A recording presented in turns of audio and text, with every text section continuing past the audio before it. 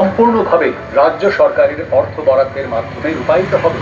এই প্রকল্পে bituminous, cement, concrete, paver ব্লকের রাস্তা ছাড়াও ফেলে দেওয়া প্লাস্টিককে পুনর্ব্যবহার করে এবং অন্যান্য নতুন প্রযুক্তি ব্যবহার করে রাস্তা তৈরি হবে। সমগ্র রাজ্যের ৩৫,০০০-এরও বেশি গ্রামের ও ১২৮টি পৌর এলাকার সকল মানুষ এর ফলে উপকৃত হবেন। সাধারণ মানুষ, কৃষক, ব্যবসায়ী, শিক্ষার্থী, রোগী, প্রসূতি মা সবাই এর সুফল পাবেন।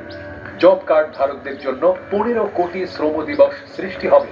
পশ্চিমবঙ্গের মাননীয় মুখ্যমন্ত্রীর স্বপ্নের পথশ্রী রাস্তাশ্রী প্রকল্প রূপায়ণের মাধ্যমে সার্বিক উন্নয়নের পথে পশ্চিমবঙ্গ সরকার।